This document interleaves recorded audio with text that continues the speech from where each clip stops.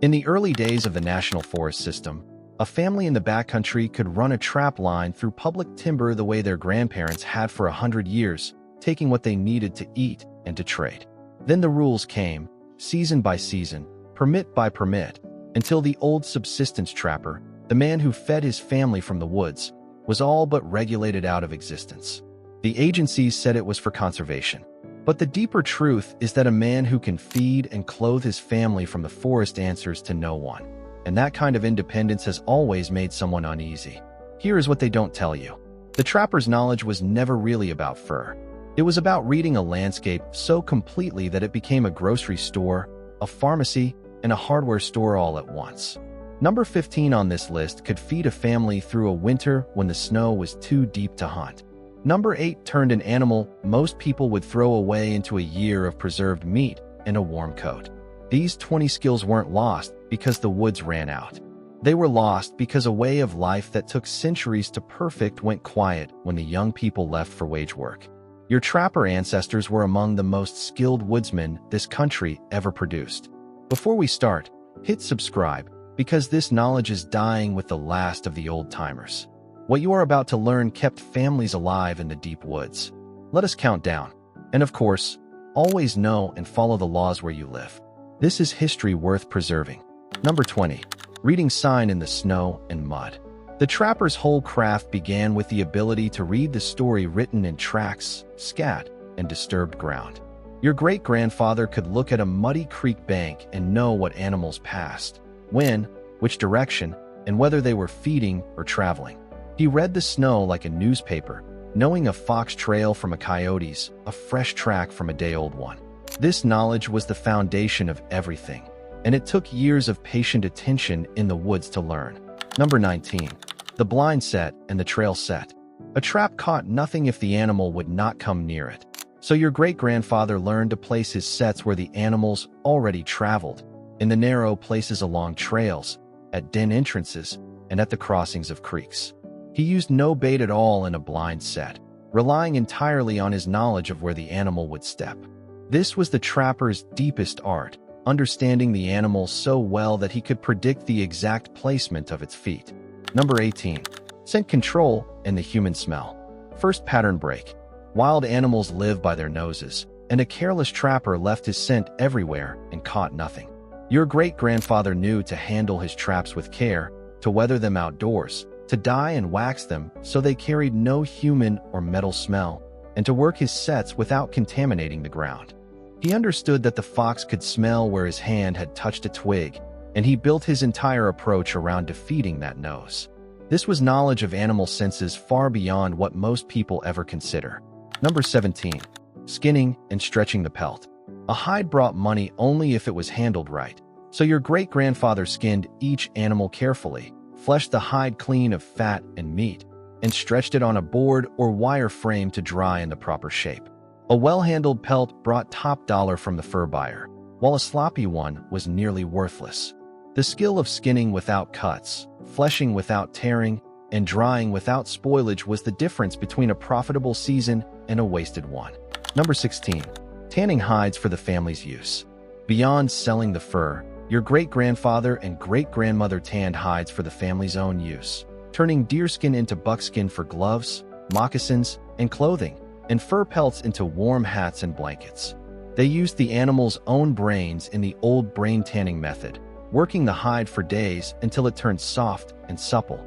A tanned hide cost nothing but labor and knowledge, and it clothed the family in materials no store could match for warmth and durability. Number 15. Trapping for the table in deep winter. Second pattern break. When the snow lay too deep for hunting and the larder ran low, the trap line became the family's source of meat. Your great-grandmother knew how to cook muskrat, beaver, rabbit, and raccoon into nourishing stews and roasts that fed the family through the hardest part of winter. The beaver tail was rendered for its rich fat, the meat stewed long and slow. This was not the meat anyone chose first, but it kept protein on the table when nothing else would, and knowing how to prepare it was essential survival knowledge. Number 14. Rendering and using every part. Nothing from a trapped animal was wasted in your great-grandparents' hands. The meat was eaten or preserved, the fat rendered for cooking and for waterproofing leather, the bones boiled for broth, the sinew saved for thread and bowstrings, and the hide tanned for use or sold. Even the castor from the beaver was saved, valued as both a lure for trapping and an ingredient in old remedies. The trapper's economy wasted nothing, turning a single animal into food, tools, clothing, and cash. Number 13. Building deadfalls and snares from the land. Before manufactured traps, and when steel was scarce, your great-grandfather could build effective traps from nothing but the materials around him. A figure 4 deadfall triggered by a baited stick, a snare of twisted cords set in a run. These primitive traps required deep understanding of triggers, tension, and animal behavior, but they cost nothing and could be made anywhere. A man who knew how to build them was never truly without the means to catch food, even with empty pockets. Number 12. Knowing the seasons of the fur. Third pattern break. A pelt was only prime in the cold months when the fur was full and thick, and your great-grandfather knew exactly when each animal's coat was at its best. He trapped in the depth of winter when the fur brought the highest price, and left the animals alone when their coats were thin and worthless. This timing was both good business and a kind of conservation, taking the harvest when it counted and sparing it otherwise. He read the calendar of the wild as closely as any farmer read his crops. Number 11. Lures, baits, and the trapper's recipes. Every old trapper kept his own closely guarded recipes for the lures and baits that drew animals to his sets, blends of glands, scents, and oils aged in jars until they were powerfully attractive to the target animal. Your great-grandfather understood which scent called a curious fox, which food bait tempted a hungry coon, and how to use a gland lure during the breeding season. This was practical chemistry born of long observation, the kind of knowledge passed only from one trusted trapper to another. Number 10. The cache and the trapper's cabin. A trapper working a long line far from home needed shelter and stored supplies, so your great-grandfather built rough cabins and hidden caches along his route, places to sleep, dry his furs, and keep food safe from animals. He knew how to build a cache up a tree or under stone so that neither bear nor mouse could reach his provisions. These outposts let him work the wild country for weeks at a time, self-sufficient and sheltered, far from any settlement. Number 9. Fishing the ice and the open water. The trapper was also a fisherman, and your great-grandfather took fish through the ice in winter and from the streams in the warmer months, knowing where the fish held and how to take them with line, net, or trap.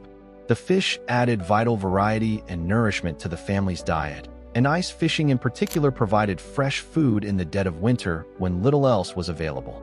He read the water as well as he read the woods. Number 8. Preserving the wild meat. The meat from a good season had to be kept, so your great-grandmother smoked, salted, and dried the surplus from the trap line and the hunt into forms that lasted for months. Venison became jerky, beaver and muskrat were smoked, and the rendered fats were stored in crocks. This preservation turned the feast of a successful season into food that carried the family through the lean times, and the knowledge of how to cure each kind of wild meat was as important as the skill of catching it. Number 7. Foraging the woods alongside the trap line. As your great-grandfather ran his line, he gathered what the forest offered: nuts, berries, edible roots, and medicinal plants, adding to the family's stores with every trip. He knew which mushrooms were safe, which bark made tea, which roots could be eaten in hard times. The woods were not just a source of fur and meat, but a whole pantry to those who could read them, and the trapper's knowledge of wild plants ran as deep as his knowledge of animals. Number 6. Total self-reliance in the wild.